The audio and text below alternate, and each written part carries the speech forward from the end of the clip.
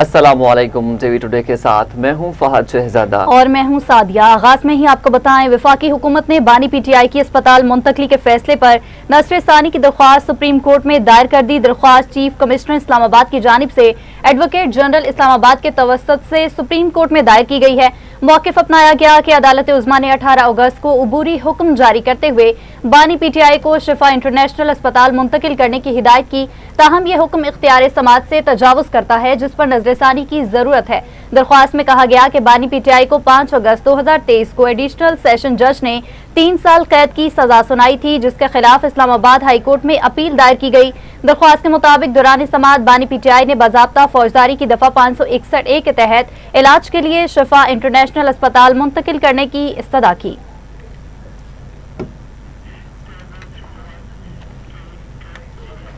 खबरों के सिलसिले को आगे बढ़ाते हुए आपको बताएंगे और आपको यहां पर अपडेट कर रहे हैं कि बानी पीटीआई की समाअत हुई है और बानी तहरीक इंसाफ के अस्पताल मुंतकली का केस है। बानी पीटीआई की हमशेरा उस्मा खान ने इजाफी दस्तावेजात सुप्रीम कोर्ट में जमा करा दी हैं। इजाफी दस्तावेजात मुतफर्रिक दरख्वास्त की सूरत में जमा करा दी थी, जिसमें साबिक वज़ीर आज़म नवाज शरीफ की बैरून मुल्क रवानगी की तफसीलात भी शामिल हैं। वज़ीर आला पंजाब मरियम नवाज शरीफ की नवाज शरीफ से मुलाकात के लिए अदालती अहकामात की तफसीलात भी इजाफी दस्तावेजात में शामिल हैं। इजाफी दस्तावेजात में आसिफ अली जरदारी को जेल में फराहम सहूलियात भी हैं। साबिक इंटरनेशनल क्रिकेटर्स की बानी से मुतालिक तशवीश पर मबनी खतूत भी दरख्वास्त का हिस्सा हैं।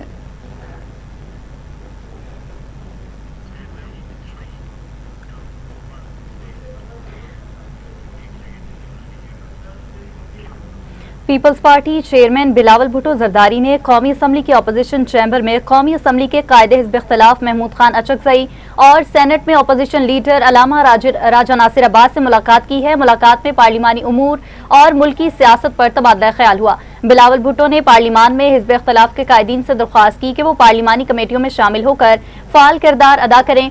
चेयरमैन बिलावल भुट्टो के हमरा राजा परवेज अशरफ, शीरी रहमान, नवीद कमर और नदीम अफजल भी मौजूद थे। अपोजिशन रहनुमाओं ने कहा, पीटीआई चेयरमैन से मुशावरत के बाद फैसला किया जाएगा। पाकिस्तान पीपल्स पार्टी और कायदीन हिज़्ब इख्तिलाफ ने पार्लिमान में कानून साजी के हवाले से राबते बढ़ाने पर इत्तफाक किया।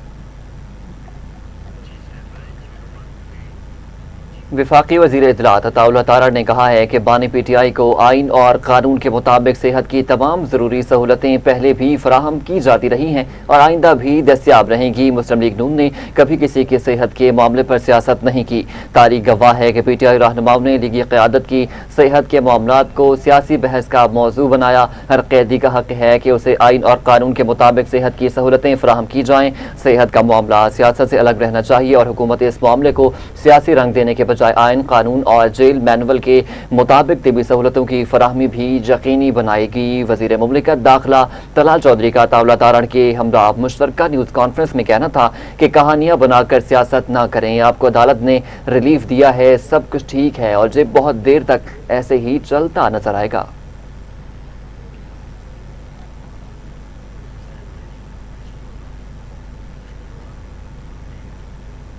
चेयरमैन पीटीआई बैरिस्टर गौहर कहते हैं, हुकूमत ने अपील तो दायर की है लेकिन अभी नंबर अलॉट नहीं हुआ।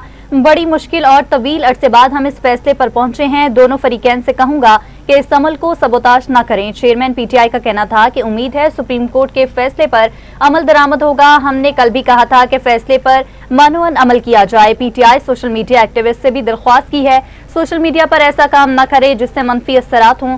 बानी की सेहत तरजीह है, कोई सियासत नहीं होनी चाहिए। फरीकैन दिल बड़ा करे, हुकूमत को परेशानी नहीं होनी चाहिए। हमने हर तरह की यकीन दहानी दी है।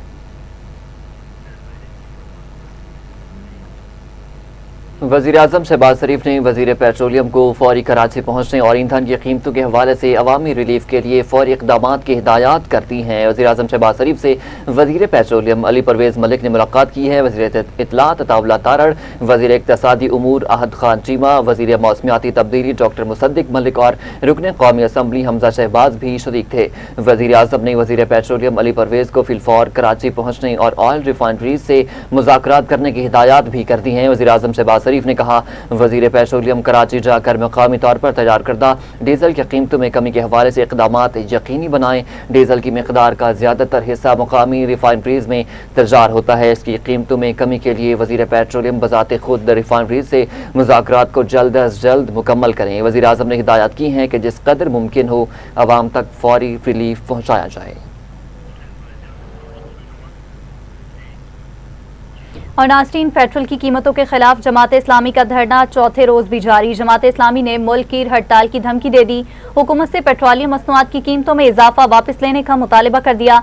नायब अमीर जमात इस्लामी लियाकत बलोच ने कहा कि तारीख में पहली मरतबा पुरअमन जमहूरी सियासी मुज़ाहमत जारी है। हुक्मरान अपनी अयाशियां और प्रोटोकॉल छोड़ने को तैयार नहीं। हाफिज नईमुर रहमान आज पेशावर में धरने की क़यादत करेंगे।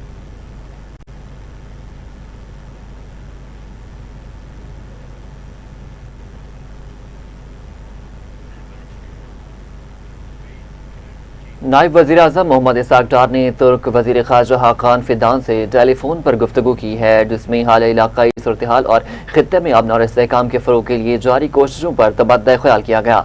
वज़ारत ख़ारजा के मुताबिक दोनों रहनुमाओं ने खित्ते में होने वाली ताज़ा पेशरफ्त पर अपने ख्यालात का इज़हार किया और इलाकाई अमन और इस्तेहकाम के लिए मुश्तरका कोशिशें जारी रखने की अहमियत पर इत्तफ़ाक़ किया है। गुफ्तगू के दौरान तुर्क वज़ीर ख़ारजा हाकान फिदान ने इसाक डार को पाकिस्तान, तुर्किया, सऊदी अरब और मिस्र के वज़राए ख़ारजा के इलाकाई 4 फरीकी इजलास में शिरकत की भी दावत दी है। इजलास रमज़ान के आखिर में तुर्किया के शहर इस्तांबुल में मुनक़िद होगा।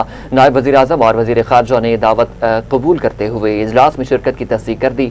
वज़राए ख़ारजा के मुताबिक चारों ममालिक के वज़राए ख़ारजा के इजलास में इलाकाई सूरत हाल, अमन और इस्तेहकाम के फ़रोग़ और खित्ते में ताउन बढ़ाने के लिए मुश्तरका इक़दामात पर भी बातचीत मुतवक्किल है।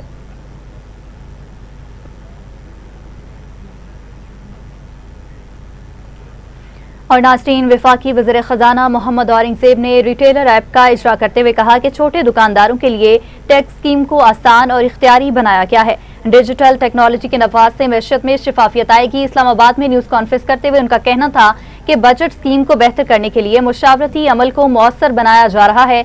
मुख्तलिफ तबकात और शोबों की ज़रूरियात को मद्देनजर रखते हुए पॉलिसी साजी करना जरूरी है। उन्होंने कहा कि पाकिस्तान के हर तबके को साथ लेकर चलना नागुज़ीर है। किसी एक तबके को नजरअंदाज करके मुल्क का निज़ाम नहीं चलाया जा सकता। 25 से 26 करोड़ आबादी के मुल्क को आसान और बेहतर निज़ाम फराहम करना हुकूमत की जिम्मेदारी है। वज़ीर मुमलिकत ख़जाना बिलाल अज़हर कियानी ने कहा है कि ताजर बरादरी को मुबारकबाद पेश करते हैं। ताजरों की मुशावरत और रहनुमाई से नई स्कीम तैयार की गई है। उनका कहना था कि ताजर बरादरी से मुशावरत के बाद स्कीम को हतमी शक्ल भी दे दी गई, जबकि ताजरों के लिए तैयार करदा स्कीम का आज बाकायदा अमली आगाज़ भी हो गया। बिलाल अज़हर कियानी के मुताबिक स्कीम का ऐलान 5 जून को वज़ीर ख़जाना की ज़ेर सदारत तकरीब में किया गया था, जबकि बजट पेश होने के बाद उसके अमल नफाज के लिए तैयारियों का आगाज़ भी कर दिया गया।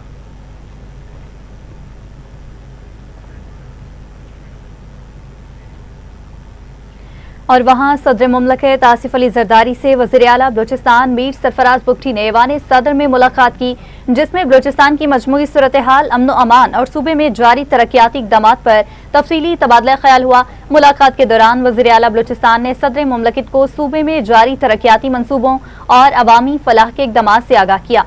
आसिफ अली जरदारी का कहना था कि बलूचिस्तान में अमन, तरक्की और अवामी फलाह के लिए वफाकी और सूबाई हुकूमतों के दरमियान मौसर राबते जरूरी हैं। रकबे के लिहाज से पाकिस्तान के सबसे बड़े सूबे बलूचिस्तान को खसूसी तवज्जो और वसाइल फराहम किए जाने चाहिए। कहा कि बैरूनी सरपरस्ती में सरगर्म दहशतगर्दों की जानिब से बलूचिस्तान की तरक्की में रुकावट डालने की कोशिशें हर कीमत पर नाकाम बनाई जाएंगी।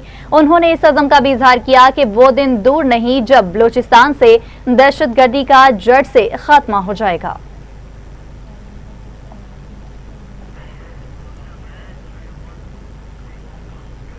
सदर नून लीग और साबिक वज़ीर आज़म नवाज शरीफ ने भाटी गेट पर हजरत अली हिजवेरी अंडरपास का दौरा किया है। दौरे के बाद अंडरपास को आम ट्रैफिक के लिए खोल दिया गया। हजरत अली हिजवेरी अंडरपास पर ट्रैफिक रवा दवा है। 1 अरब रुपए की लागत से बनने वाला अंडरपास 3 लेन पर मुश्तमिल और 400 मीटर लंबा है। मरीम नवाज के दौरे इक़्तिदार में पहला अंडरपास तामीर किया गया। बारिशी पानी की निकासी के लिए ड्रेनेज सिस्टम भी बिछाया गया है। अंडरपास की तामीर से आज़ादी चौक से भाटी चौक आने वाले ट्रैफिक को कचहरी और माल रोड तक जाने के लिए सिंगल फ्री रास्ता मैसर आएगा।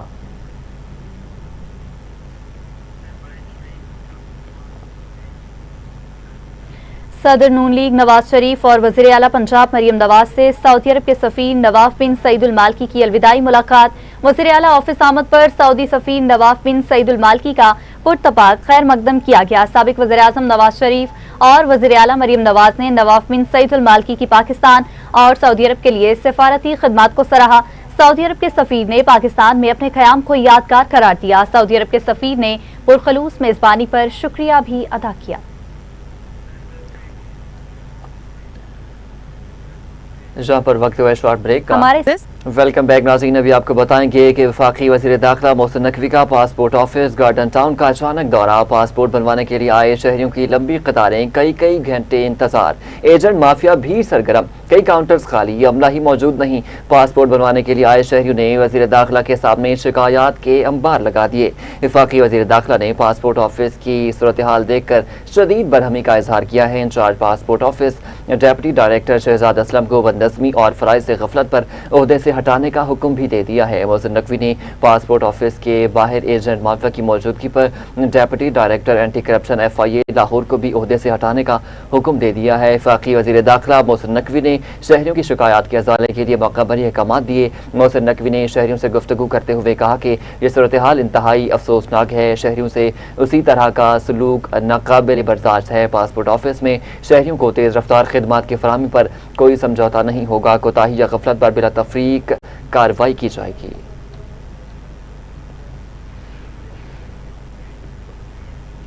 मुत्तहिदा अरब अमारात ने ईरान के साथ हर किस्म की तजारत रोक दी। मुत्तहिदा अरब अमारात की वजारत खारजा ने कहा है कि ये फैसला दोनों मुल्कों के दरमियान हालिया जंग के दौरान होने वाली कशीदगी के पेश नज़र किया गया है। ईरान के साथ हर किस्म के तजारती, कारोबारी और माली मामलात ताहुक्म सानी मअतल रहेंगे। इससे कबल मुत्तहिदा अरब अमारात की वजारत दिफा ने कहा कि ईरान की जानिब से मुत्तहिदा अरब अमारात की जानिब 2 बैलिस्टिक मिसाइल दागे गए। वजारत दिफा की जानिब से जारी बयान में यह कहा गया कि एक मिसाइल मुत्तहिदा अरब अमारात की समुद्री हदूद के अंदर जबकि दूसरा समुद्री हदूद से बाहर गिरा।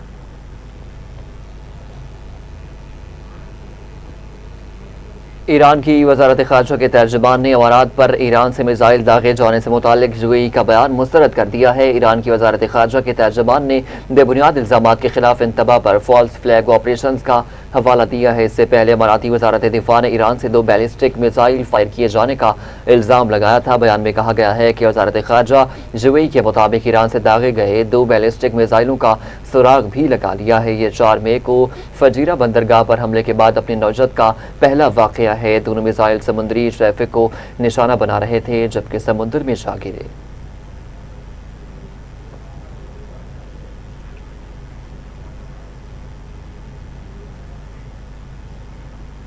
यहाँ आपको बताएं, रावलपिंडी और इस्लामाबाद में मूसलाधार बारिश से नालालई में तुग़यानी आ गई, जिसके बाद कटारी के मकाम पर पानी की सतह 22 फीट से तजावुज कर गई है। इंतजामिया की जानिब से नालालई के अतराफ की आबादी को महफूज मकामात पर रहने की हिदायत जारी करते हुए खतरे के सायरन बजा दिए गए। इस्लामाबाद के इलाका सैयदपुर में सबसे ज्यादा 66 मिलीमीटर बारिश रिकॉर्ड की गई। वासा की टीमें और भारी मशीनरी नालालई और नशेबी इलाकों में मौजूद हैं। नारोवाल और मंडी बहाउद्दीन में बारिश की वजह से नशेबी इलाकों में पानी जमा हो गया। वज़ीर आला पंजाब मरियम नवाज शरीफ से मुजफ्फरगढ़ के अरकान सूबाई असम्बली की मुलाकात। मुल्क की सियासी सूरत हाल और जनूबी पंजाब में तरक्याती प्रोजेक्ट्स पर तबादला ख्याल किया गया।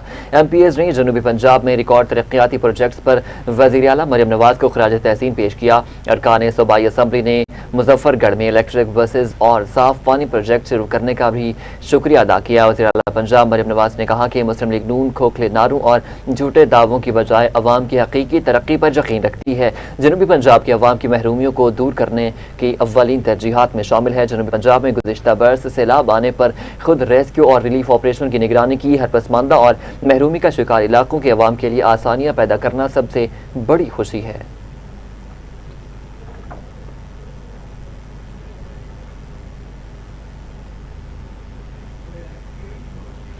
कराची डिफेंस फेज 2 में यौम आज़ादी पर स्टॉल पर फायरिंग में मुलविस 3 दहशतगर्द गिरफ्तार कर लिए गए। DIG CTD असफर का कहना है कि दहशतगर्दों ने मकतूल की बीवी और बच्चों के सामने टारगेट किया था। मुकदमा कराची थाना डिफेंस में दर्ज हुआ। मकतूल कोरंगी का रिहायशी था। मुलजिमान 18 अगस्त को कोरंगी कॉजवे नदी के करीब से गिरफ्तार किए गए, जिनके कब्जा से पिस्तौल और दस्ती बम बरामद हुआ है। दहशतगर्दों के खिलाफ 4 मुकदमा दर्ज किए गए हैं।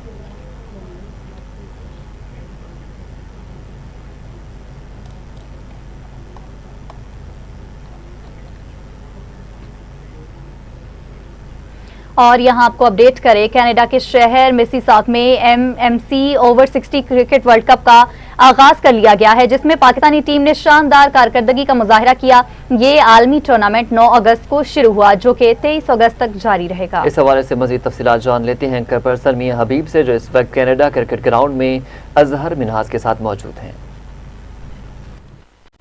बिस्मिल्लाहिर्रहमानिर्रहीम। अस्सलाम वालेकुम नाज़रीन, मैं इस वक्त मौजूद हूँ ब्रिम्पटन के स्पोर्ट्स ग्राउंड में, जहाँ अबाव 60 वर्ल्ड कप हो रहा है, इंटरनेशनल टूर्नामेंट हो रहा है और पाकिस्तानी टीम जो है वो सेमीफाइनल में पहुंच गई है। आज उन्होंने साउथ अफ्रीका को हराकर सेमीफाइनल में अपनी जगह बना ली है और ये पाकिस्तान के लिए एजाज़ है कि पाकिस्तान के अबाव 60 जो है बूढ़े नहीं नौजवानों से ज़्यादा बेहतर कारकर्दगी उन्होंने दिखाई है। अभी हमारे साथ मौजूद हैं मिनहाज साहब। आज आपने सबसे ज़्यादा स्कोर किए और कैसा लगा आपको इस उम्र में सेंचुरी बनाने में? बड़ा अच्छा लगा जी। इस उम्र में क्या है, मजीद भी दिल से जवान है। Actually I came from London, I am playing over there western county for 45 years continuously. So it's over the team by it's world cup के लिए तो ज़्यादा ही अपना जोश है, तो मैं बहुत खुश हूँ and this dream come true. So I want to play for Pakistan. Alhamdulillah, I'm playing right now and doing something for them. Inshallah, we're gonna win the World Cup. कैसा लगा वर्ल्ड कप खेलकर? क्योंकि ये तीसरा world cup है। जी, ये तीसरा world cup है। क्या है इसकी हिस्ट्री अभी स्टार्ट हुई थी। ऑस्ट्रेलिया में पहला वर्ल्ड कप हुआ, पाकिस्तान जीता है। दूसरा वर्ल्ड कप इंडिया में हुआ है, मगर उन्होंने पाकिस्तान को जीता नहीं दिया। Pakistan was champion. So you can say that just like Pakistan is defending right now. So this तीसरा वन है, तो इंशाल्लाह ये भी जीतेंगे। पाकिस्तान ओवर 50 भी जीता हुआ है, पाकिस्तान ओवर 40 भी जीता हुआ वर्ल्ड कप।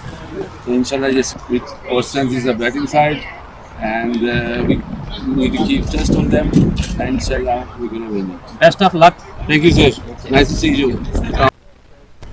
बहुत शुक्रिया मियां हबीब, आप हमें तफसीलात बता रहे थे। नाज़रीन, आगे बढ़ते हुए आपको बताएं कि बहरान कोई भी हो, इंसानियत सबसे मुकद्दम है। पाकिस्तान समेत दुनिया भर में आज इंसानी हमदर्दी का दिन मनाया जा रहा है। दिन मनाने का मकसद उन लाखों इमदादी कारकुनान और रजाकारों को खिराज तहसीन पेश करना है, जो जंग, कुदरती आफात, भूख और बेघर जैसे बहरानों में मुतासरा इंसानों तक मदद पहुँचाने के लिए अपनी जानें भी खतरे में डाल देते हैं। जंग हो या कुदरती आफत, जलजला हो या सैलाब, बहरान की घड़ी में सबसे पहले जरूरत होती है इंसानियत के मददगार हाथ की। यही हाथ वर्कर्स दुनिया भर में मुतासरीन तक पहुंचाते हैं। इंसानी इमदाद का बुनियादी मकसद किसी भी तफरीक के बगैर जरूरतमंद इंसान तक बर वक्त मदद पहुंचाना है। 19 अगस्त 2003 को इराक के दारुल हुकूमत बगदाद में अक़वाम मुत्तहिदा के दफ्तर पर बम हमले में 22 इमदादी कारकुन जान से गए। उसी सानहे की याद में 19 अगस्त को आलमी ह्यूमैनिटेरियन डे मनाया जाता है। न्यूज़ स्टूडियो से फिल वक्त इतना ही। देखते रहिए टीवी टुडे।